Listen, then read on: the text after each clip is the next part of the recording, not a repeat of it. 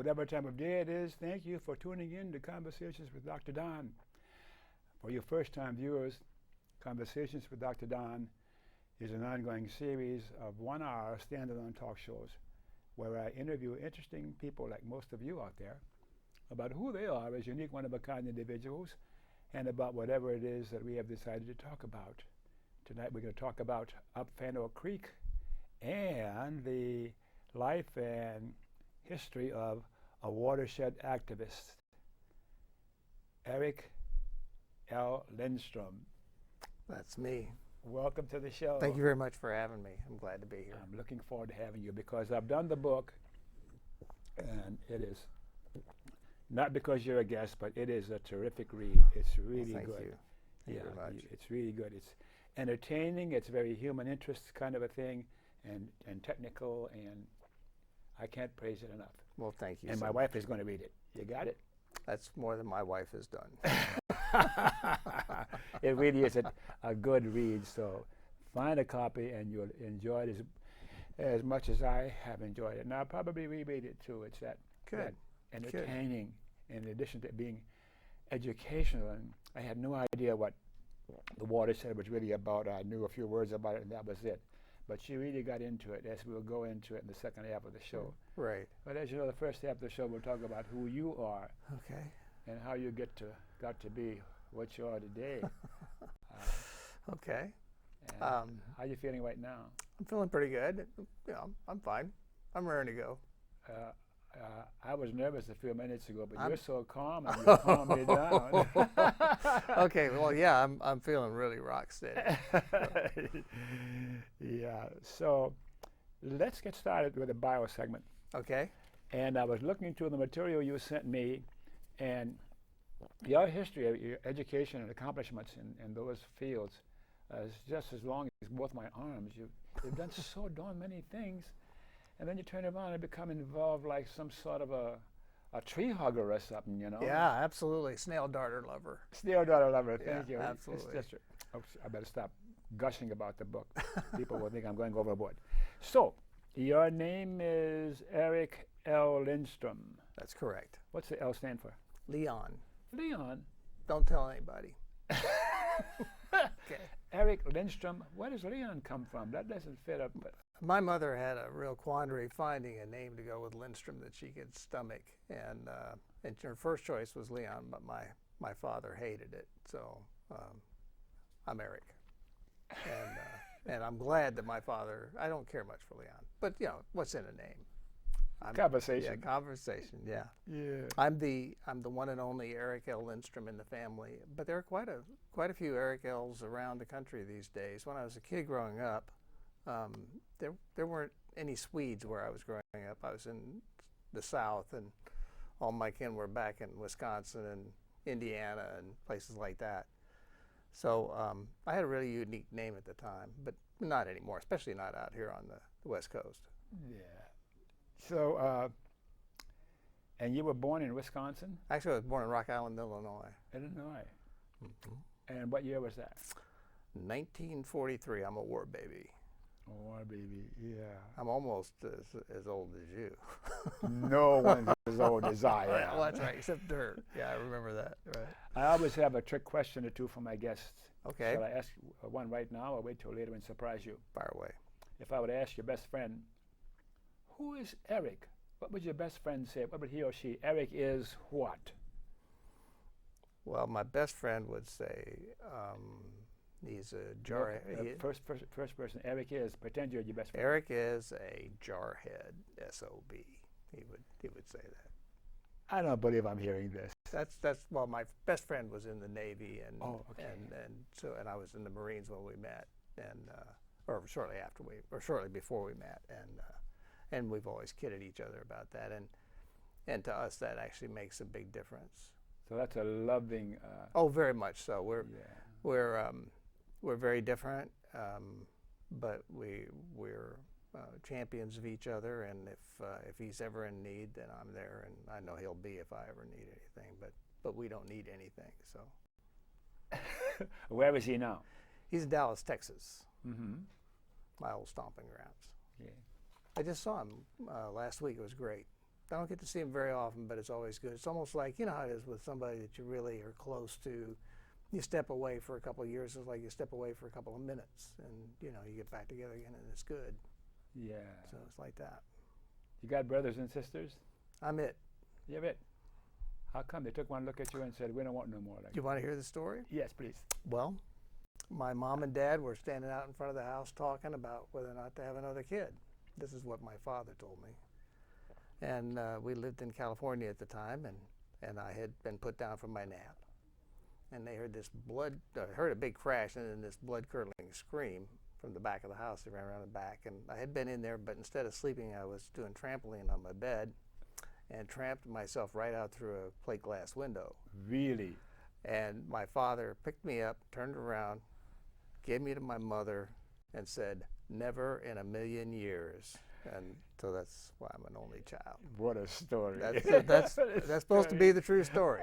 We both agreed to it. So yeah. things didn't get much better from there on out. Yeah. So Do you find anything unique or different? How can you know, because you don't have brothers or sisters, but what's unique about your being an only child? well, it's kind of like being a middle child, except there's nobody to pick on.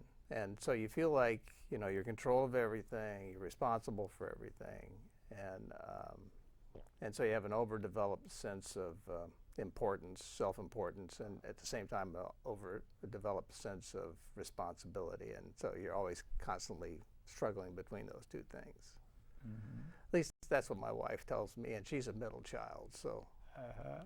So you made some comparisons. Huh? Yeah, I've always envied people that have siblings, because I just think it would be really cool to have a blood relative that was really, really close, or, hopefully really, really close. Depends on where you are in the lineup. That's exactly right. I'm I've the heard 12th that. child. Oh, holy moly. And 7 sisters, and they all thought they were mama. Oh, yeah. So whenever I turned, there was somebody saying, boy, do this, boy, don't do that. So it depends. Anyhow, is there anything significant or of interest to my viewers about your cultural heritage that's worth mentioning? I don't think so. I'm a pretty typical kind of American from the south of the Midwest. Maybe the only thing that really sort of bears on the lead up to this is the fact that I have lived in a lot of places. I've moved a lot. I learned early on to be comfortable with change. I changed schools 12 times in 11 years. 12 times? Yeah, my mom was a restless sort of person, sometimes multiple times in a year. But we always ended up back in this little tiny burg called Mountain Home, Arkansas, for some reason. I don't know why. Don't even ask me why. But in that process, there's some downsides to that. You're always having to deal with a new culture. You're always the kid with a strange accent, no matter where you go. And the upside, though, is you have to adapt.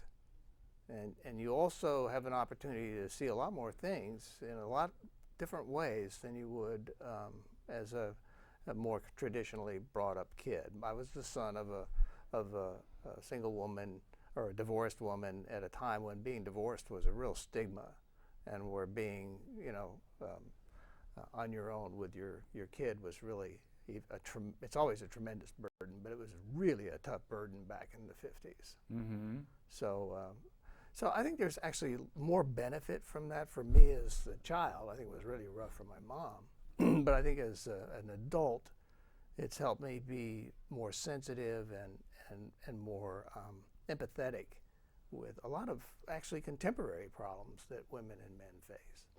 Mm-hmm. So I'm really happy the way things turned out, frankly. I look back on it, I'd change a lot of stuff and probably mess it up, but I'm real happy with the way it worked.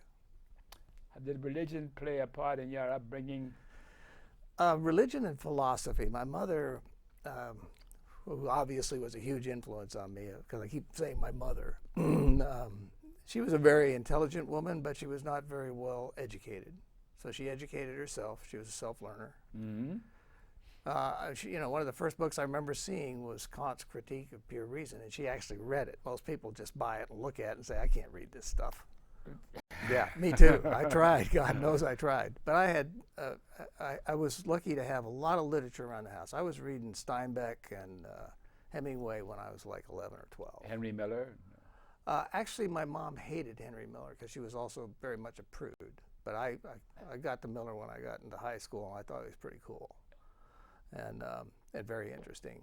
And you know, when you grow up with a lot of different, I mean, I read The Sun Is My Undoing when I was like 13 years old, and that's a pretty heavy-duty book, even for an adult. And but I feel like they gave me a kind of a richness of perspective that would let me look at art without, you know, having a panic attack and just experience it. One of my mom's favorite stories was when I was reading The Red Pony by Steinbeck, and all of a sudden I got to the part where the horse dies. And I'm just crying, just shedding tears all over the place. And she said, "Close the book."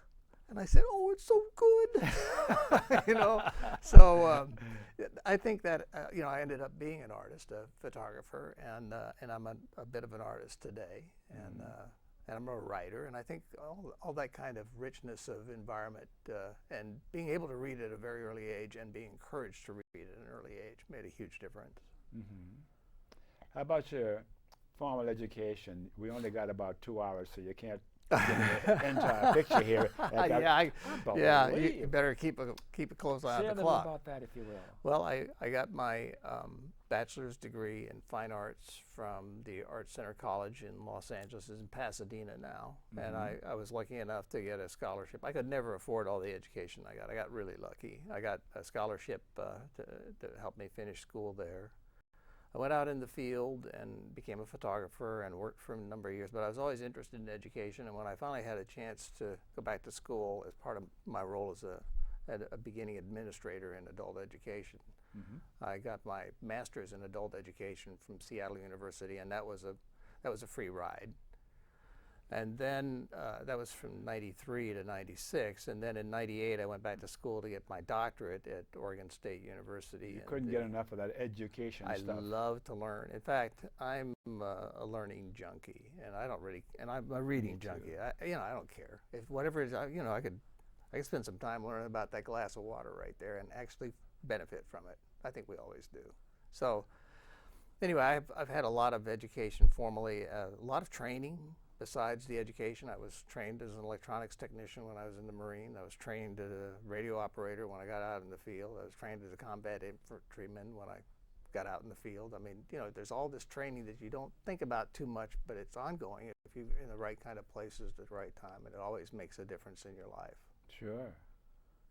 So, military, how long were you in the military? I was in 4 years, Vietnam. Any stories about being in the military in Vietnam that are worth repeating now? Only to the extent that it was, you know, I shared the experience that a lot of young men shared. I was a volunteer. I wasn't drafted, which I think has really made a big difference later. You know, it's funny, when I was in the Marines, I felt like I would like to see an all-volunteer force, because I felt like it wasn't fair to draft people, and I also felt like they weren't the same caliber in many cases as the fully trained infantrymen, because they don't go through the same training, especially later in the war. Sure. But these days, I actually would prefer to see us go back to something like a draft system with options, like the Peace Corps or other kinds of service. But I really feel that as far as the warrior class is concerned, I'm not comfortable with asking people to go into combat more than once. And I think these successive rotations of people in there, we have these high suicide rates. I don't think that should be a mystery to anybody. Anybody in their right mind, combat changes you, and it doesn't change you for the good. And so I think if we had been operating like we had been doing in the 60s, that the wars that we've been fighting would have been over in half the time. And I think I'd like to see us go back to a more responsible use of the lives of our young people. I really hate it. I went into the military fully charged and happy to do it. Felt like I was serving my country. I still feel like I did the right thing for my situation. Sure. I don't blame anybody who didn't go in. I wish they'd have stuck around instead of going to Canada. You know, you have to ask yourself, you know, where would South Africa be if Mandela had gone out of the country instead of going to prison? So anyway, but that's another story. That's not up Fanno Creek. You got lots of delightful stories. Yeah, a lot of stuff.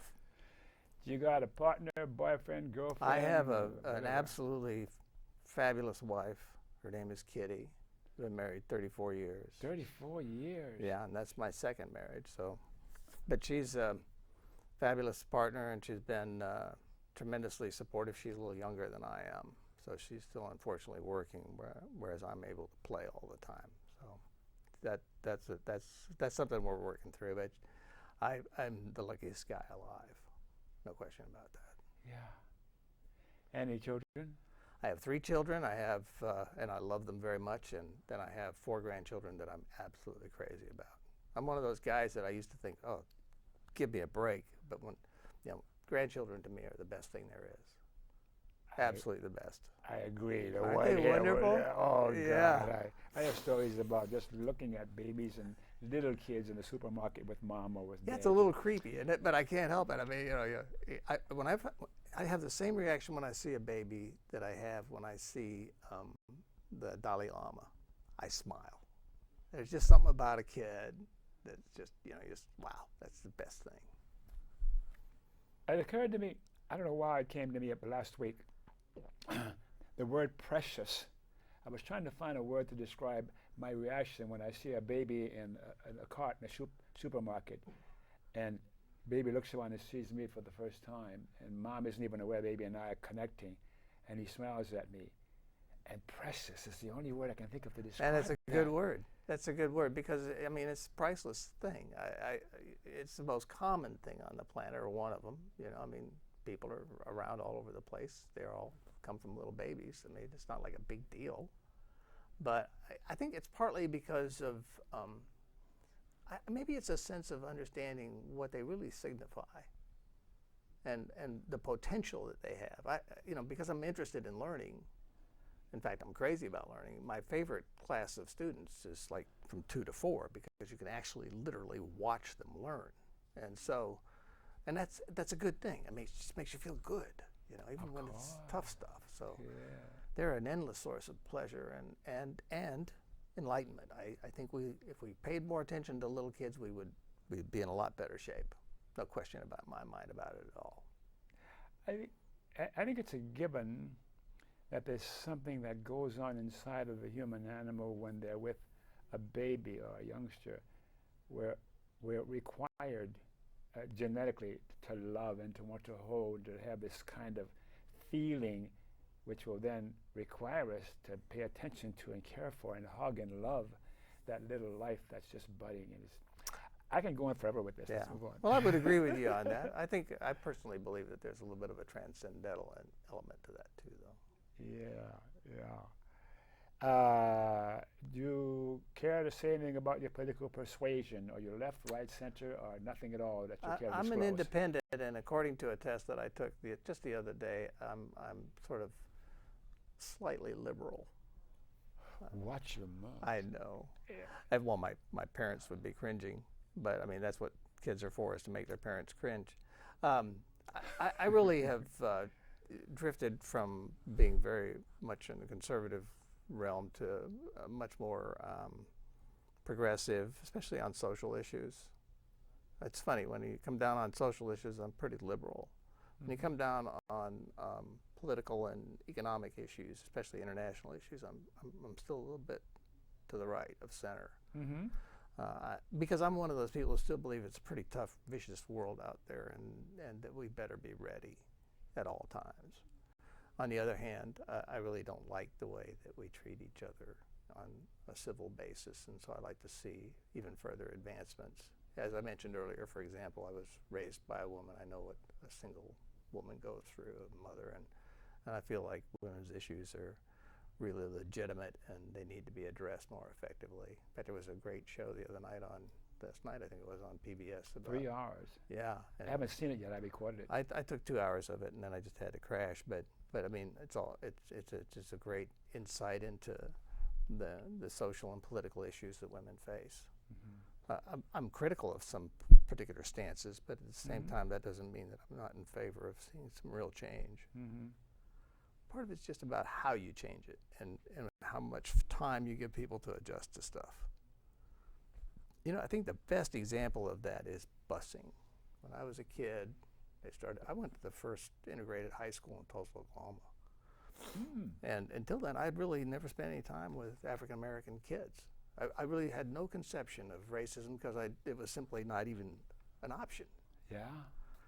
So that really changed my life, and so did the Marines. And but it took busing to get people in a position where they could get used to the idea and begin to make that cultural change that it takes to make anything work.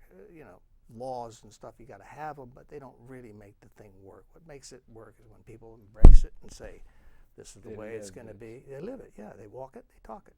Mm-hmm. I think we got a long way to go, but I think we've gone a hell of a long way too.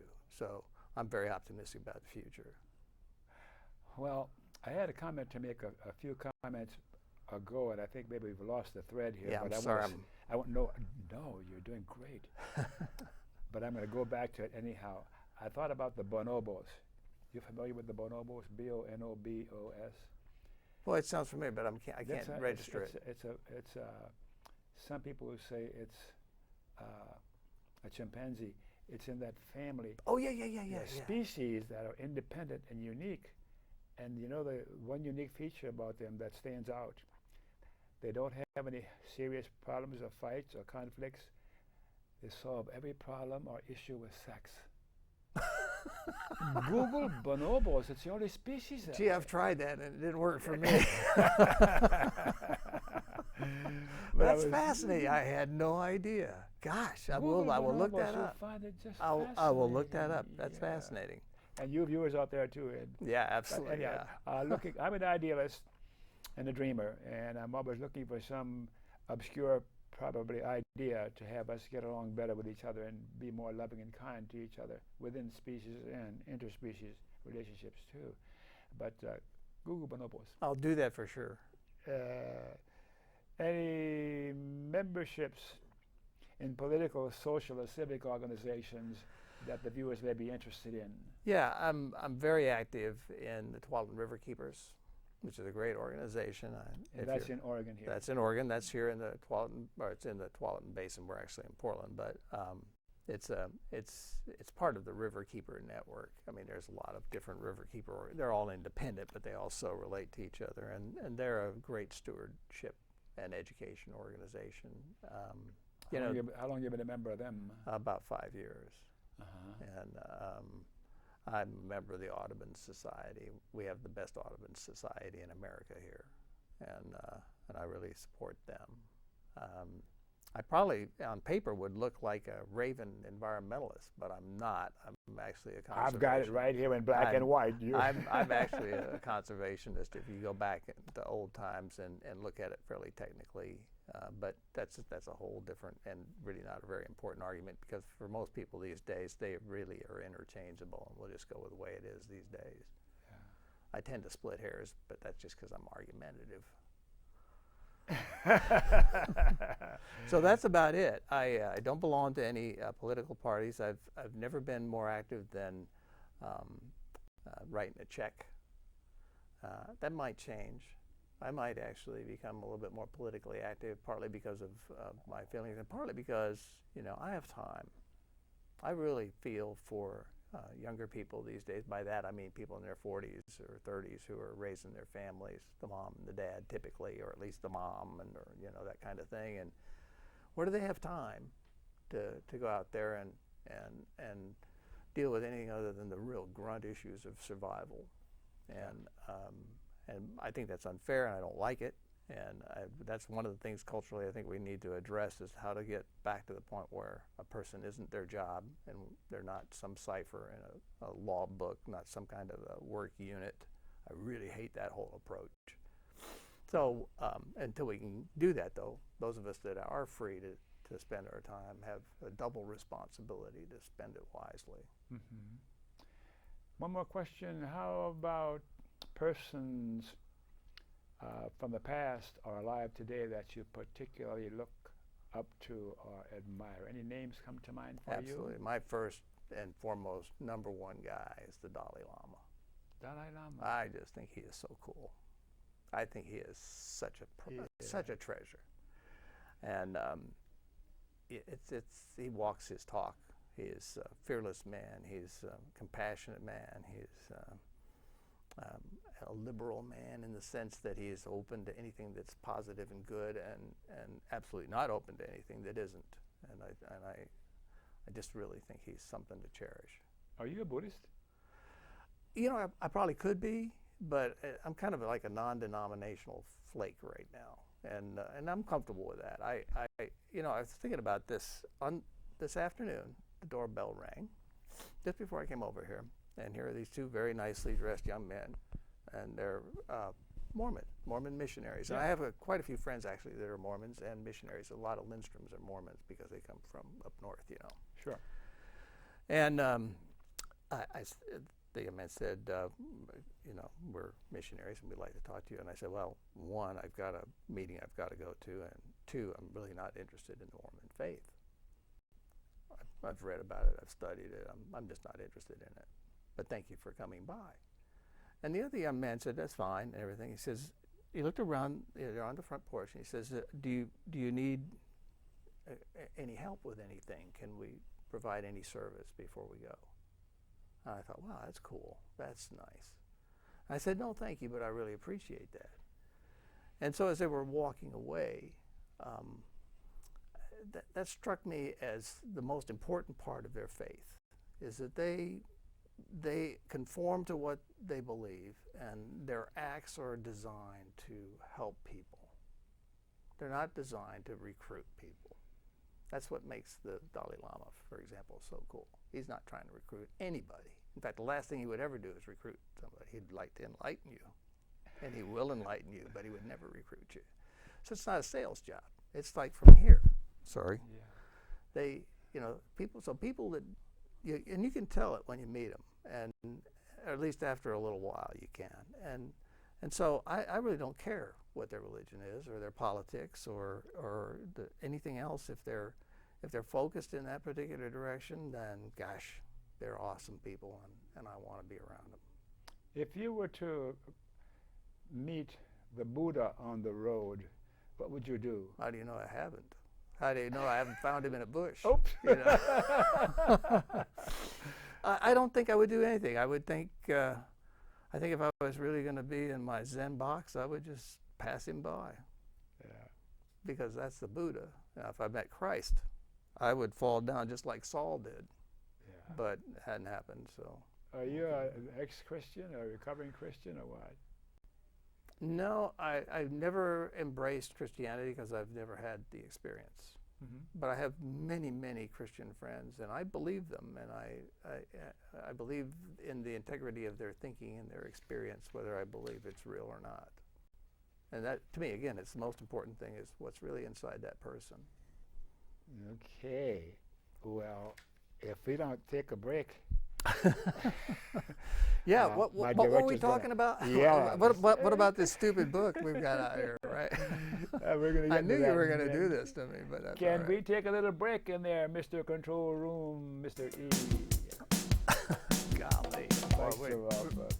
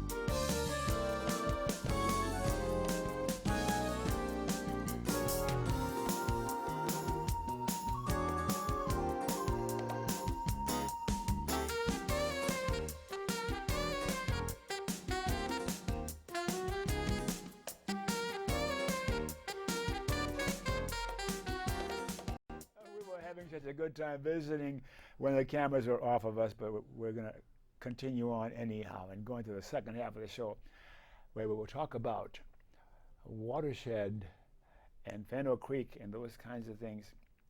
And we've only got another half hour. I know. So we don't have 2 hours. I'll try to stay on task. So when we met before we came on the show, we were going on and on and on. And I thought, gosh, we will have enough time in an hour. Anyhow, let's welcome the viewers back again. And thanks for staying tuned. And for you viewers who missed the opening of the show, Conversations with Dr. Don that you're watching right now is an ongoing series of 1-hour standalone talk shows where I interview interesting people like most of you out there about who they are as unique, one-of-a-kind individuals like my friend Eric Lindstrom over here, and whatever it is we've decided to talk about. And we're going to talk some more about the reason for the show in a few minutes now. I got a little cheat sheet here, and it's going to prompt me as to Sure. Sure. You talked about increasing awareness that urban streams are absolutely essential components of a community's physical infrastructure, and there's 3 more you mentioned. The most urgent issues faced by our urban wetlands and watersheds today, and 3, the personal as well as community benefits that accrue to anyone who becomes an advocate of any kind, especially an advocate for the wetlands and their watersheds, and then 4 salient passages from your book. So let's let you start off and lead, and I'll see if I can follow. Shall we do that? Okay, yeah, let's do that. And I'm really glad that you started with those because they're really the most important message that I can bring to the table today. Okay. These watersheds, these small urban watersheds, are extremely important because they're part of our physical infrastructure for the municipalities that we live in. Typically, when environmentalists try to advocate for wetlands and other environmental causes, we tend to focus on habitat issues, animal species, endangered species, threatened species. Let me interrupt you for a Sure. moment. That's very basic here because we have a whole level of sophistication out here in the viewers. Sure. Maybe you can say a few words about what's a watershed. Oh, sure. Let's Is that okay? let's take a look at a watershed, and this happens to be Fanno Creek. All right. And that's near my house. Near yeah, yours too. and so to kind of orient the viewer, this is Portland over here. Here's Beaverton, and right there, and Tigers down here, and these are the West Hills, the West Slope. And really, the watershed is the high point in a drainage. So everything within this border drains to the center, and it drains into the creek. And really, a creek is simply a conveyance for getting storm water out of a basin. That's basically what it does. It makes its confluence with the Tuolumne River down here. So you can think of it, and you should think of it, as a pipeline. The thing is, we don't want that pipeline carrying any more water than necessary, and that's our problem right now. And the Tuolumne River then dumps into the Willamette River. And which in turn dumps into the Columbia, which in turn dumps into the Pacific Ocean. So that's how it goes. That's right. So you want the watershed to be clear and clean and uncontaminated? Well, in the best of all possible worlds, that would be what you want. Let you continue. Yeah. So if we think about it from the standpoint of habitat and animal species, that's fine and it's important. But really where the dollars and cents are is in terms of its ability to convey water and manage water as a water quality treatment facility. Water quality treatment. Yeah, so think of this as just one giant 32 square mile machine designed or not designed, depending on whether you believe in intelligent design or not, but designed in order to achieve the purpose of cleaning the rainwater that falls on it and cleaning the land that it falls upon as well. Because basically what this does is pick up all of the chemicals that it can and put it through a cleaning process, and then when it's in fully working order, it spits out really good, clean, fresh water at the other end. So humans occupying this space put things into the Yeah, watershed. Fanno that, Creek was so badly damaged it nearly died. In fact, it was so highly polluted in the late 60s that the state of Oregon shut down all residential and commercial development in the basin until that problem was fixed. Shut it down. Shut it down completely, and you can imagine what the economic impact of that was. And it's come back some. It's come back considerably. In fact, a lot of the Fanno Creek story is a success story about how you can actually intervene in these kinds of affairs and make a really strong positive difference. How long have you been involved with this effort? I started falling down in the creek about 5-6 years ago. Falling down in the creek? Yeah. That's the essential part of learning to be a creek caller is falling down and maybe drinking a little bit of it. Yeah, that's the first. That's point A, position A, the first position, I guess is what you call it. Yeah. Oh, okay. So, You want me to go on with that? please. So first off, think of it as infrastructure instead of as soft, furry little animals. That really helps because what happens is when you're trying to advocate for a creek, you don't have to advocate with fellow environmentalists. You have to advocate with city planners, designers, developers, bankers, people who finance and run the other infrastructure, the economic infrastructure of the region that you're working in.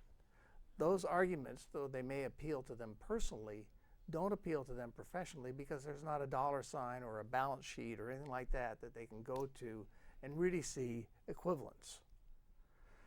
So, for example, here's a piece of property where is Bridge to Nowhere. Here was a piece of property of about 25 acres, one of the largest developable pieces of property left in the urban growth boundary that could be used to develop for commercial purposes or could be left to use as a water processing, stormwater processing facility, a naturally designed one, a naturally built one that sort of operates on its own. And if it's developed for commercial purposes, it's X number of dollars. You can calculate almost to the cent. And there is going to be some insult or injury or interference with the natural process of Fanno Creek that was going on before humans got here. That's absolutely true. But the problem that you face as an environmentalist or anybody else who's advocating for not doing that, not developing it, not using it for human infrastructure other than as water quality treatment, is that you can't assign, at least at this point, the corresponding or equivalent dollar value so that you can actually help, so that somebody who's not an environmentalist themselves can actually make a decent judgment. So I think one of the premises you have to start with in this business is that the people that you're dealing with who have different ideas than you are just like you. They're good people. They're trying to make the right decision. They're really concerned about jobs and economy and growth and all those really important things. You've got to find a way to explain to them that the dollars that they think they're going to make over here doing this housing development are going to take away a piece of land that's going to end up costing a lot more money downstream when we have to have that infrastructure, because then we'll have to build it, and that will cost millions of dollars. There's a treatment plant down here that treats the sewage for the city of, or for this whole area, and quite a few. Watershed yeah, area. it's the Durham plant, and it's a really outstanding sewage treatment facility. Cost millions of dollars, and it was government money. We could have never afforded it as a state at the time to actually build that plant, but with government help we were able to do it. But we were only able to do one, and I mean it's really, really expensive. Well, that was just to take care of our toilet water and that other kind of water. Stormwater is actually a more invidious and difficult problem to control than any of the pollution that we had to deal with earlier. Come to find out, we didn't realize that at the time. What is so injurious about stormwater? I'll give you one really good example. Let's take a stretch of land like Canyon Road, runs up through here. Every day, thousands, tens of thousands of cars go back and forth up and down that. Then they stop and they start, they stop and they start. I do, yes. One of the byproducts that comes off of those activities are the materials that come off of brake pads, which is predominantly copper because that's the cheapest kind of brake pad to make. Some states require ceramic brake pads now, California. but where copper is still used, you're constantly putting this very fine microscopic copper on the surface of the roadway. Just from brake pads. Just from brake pads. I'm just talking about one thing, and there's hundreds of these kinds of things that happen with stormwater. So, let's say it's July, August. That stuff accumulates there, along with all kinds of other nasty stuff. And then we get that late August thunder boomer that flushes the whole system for the first time, the first flush. Mm-hmm. There's a lot of arguments about how really damaging the first flush is. Yeah. But the fact of the matter is it's damaging, and it picks up all that crap, takes it to the nearest storm drain, and takes it down from the nearest storm drain to the nearest creek. Mm-hmm. And then it goes through the system. A lot of it settles out, kills fish, kills macroinvertebrates, does all kinds of damage, and it goes on constantly. That was all underneath all that pollution that we saw on the top with all the batteries that were in the creek and the raw sewage that were, I mean, you wouldn't believe the garbage that was in the creek, relatively speaking, to today. That was always there, but it was sub rosa, so to speak. Mm-hmm. But now we can see it, and we can, and we really are, we have to control that. And we have to control the rainwater itself. If we don't control that, what's the result? Big fines from the Environmental Protection Agency is one. I'm talking about how is it going to affect, if people don't Human pay people? the fines, how is it going to affect Well, people will. wildlife and humans? Well, it has just a tremendously deleterious effect on wildlife. And we don't really know yet what the total impact is on humans. It's like cancer used to be so hard to prove because you really couldn't find a lot of smoking guns. Everybody knew intuitively that, cigarettes. Everybody knew intuitively that cigarette smoking was bad.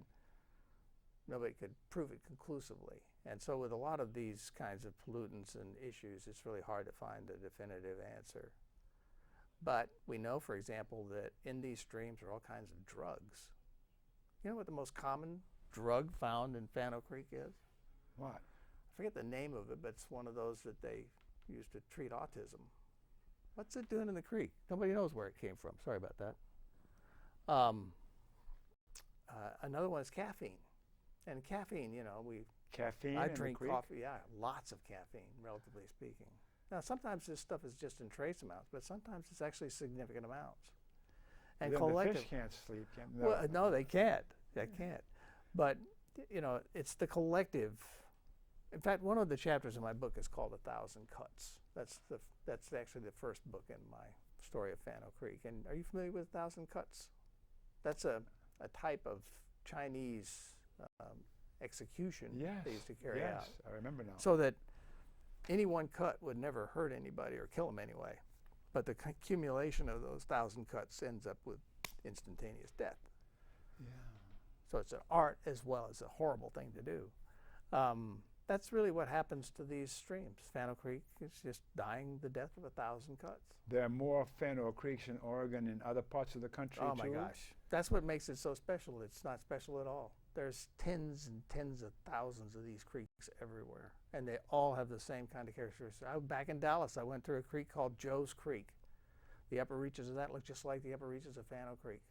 It's a miserable little stream. It's almost entirely managed up at the top end. It's got concrete buffers everywhere, and there's bobcats walking up and down in it. I mean, life goes on. It's amazing. Are we fouling our nest? Oh, we've been doing that since time immemorable, and so did the dinosaurs. I mean, we're just behaving like the animal that we are, and really the secret to humanity's success is to behave like the human that we can be. And so I think I'm not the kind of person that's going to get down on us as humans for what we do. I'm gonna say, well, that's stupid. Let's not do that anymore. But I'm not going to condemn a species like us, because I think, like I told you, that we're at least as good an idea, evolutionary-wise, as a cockroach. And look how long those guys have been around. But we got to do better. We're in for hard times, and environmentally, there's really no way to duck it, I don't think. How can we do better? Well, for one thing, we can At make a local level, a state level, at every national level, or what? at every level. Let's start at the personal level. We can do better by having more people get into the advocacy business. And that means learning a lot about what you want to talk about. Boy, we really need that. because there were a lot of these organizations that had a lot of advocates in it, formed in the early stages of the 80s and the 90s, but they've been working pro bono for 20 years. They're tired. They need a break. Yeah. So we got to get more people back into the watershed. The other perception is that everything's okay. Well, it's not. And like, for example, one of the biggest problems the creek has is that it's fragmented. That means that there's these little acreages here and little acreages there. There's actually this kind of synergistic thing that has to happen. You need enough acreage to get it working before nature can actually work as the kind of machine that it can to take care of your water needs. Just all kinds of stuff like that. So, but at the personal level, better choices, more informed about ways to, you know, sustainability is a good thing. People that are keeping their plastic bags out of the, not using plastic bags, that's fantastic. If we had a plastic bag ban, a single-use plastic bag ban, that would be good. Like the bottle bill was good. Mm-hmm. Nothing but good came out of the bottle bill, and everybody fought it, but it was a good thing. At the municipal level, I think our politicians need to learn a lot more about water management, and I think they're gonna have to, because the EPA isn't kidding, DEQ isn't kidding. We've got to do something about stormwater, partly to retain more water in the system, but also to stop putting all of our stormwater problems into the next body of water. 100 years ago, the solution to pollution was dilution. Mm-hmm. That doesn't work anymore. There's too much pollution. There's too much pollution. Look what it costs the city of Portland to do the big pipe. Billions. Say a few words about the big pipe. Well, I'm really not versed in the overall economics of it, but I can tell you about tell you about the fact that the Willamette River, I mean, my God, it was as dirty as anything in Europe. And here we live in Oregon that prides itself on its environmental reputation. Yeah, we need to rethink about what our track record is and make sure we don't continue to make the same mistakes going forward, because we don't have, past the last 20 years, we don't have that great a history. You know, and it's been every tooth and nail to get it to where it is now. Anyway, so there's the municipal side of it. Better land use decisions. We have plenty of laws, but we have too many times where the letter of the law totally trumps the spirit of the law. People need to pay more attention to the spirit of the law as well as the letter. But you know, in the end, all of this at every level, local, personal, local, state, regional, whatever, national, the real answer is cultural change. And it means that we have to start understanding how we're associated with these watersheds and how dependent on them we are. And that's just education. That's one of the advocates' biggest jobs, is getting out there and telling the story. And that's why we need more advocates, because there are not enough storytellers. Where else do you go to tell the story of Fanno Creek and what's going on with it and what we need to continue doing? Well, a good place to go, if you can handle the assignment and if you can keep your cool, is to planning meetings, city council meetings. Keep your cool with planning meetings? Why? Yeah, well, you know, we environmentalists or conservationists or whatever you want to call them, we're doing what we do because of our passion, and sometimes our passion gets in front of us instead of staying back there in a corner where it belongs. You know, like I said, we're talking to really good people who are trying to do a really good job. They just don't get it. And so our job isn't to berate them and beat up on them and that kind of stuff. It's to help them understand how to get it. And that means you got to get them to listen to you. What do you say to them when you first start off talking to a group? Now, don't throw me out of here. How you doing? You know, we do it like you do anything else. You know, it's like you have to remember that these are people, and the fact that they're officials and are in your way sometimes doesn't mean that you can. And I'm the worst. Let me tell you, I'm not really talking from firsthand experience, because I have a real hard time without in those kinds of situations. But somebody's got to go do it, and it can be effective. Boy, I've seen it be so effective. A lot of times these small municipalities, or even big ones, you know, the planners operate kind of in a vacuum publicly. And they're used to these meetings where there'll be a whole bunch of planners and a whole bunch of city council people and a whole bunch of clients, like the land developer and all that kind of stuff. And there'll be three really obnoxious, they show up every time, environmentalists over here, and nobody wants to talk to them. And they know what they're going to say and already before they even open their mouths, and they're just so completely disenfranchised. Well, I sat through a couple of those, being one of the three, And then one day there was an issue that galvanized enough residential angst that we ended up walking in with about 46 to 50 people, and they had to get out extra chairs, and then the next batch of people showed up and there wasn't room for everybody in the hall. And even though it didn't really change the outcome of the issue, it totally changed the way that everybody looked at it.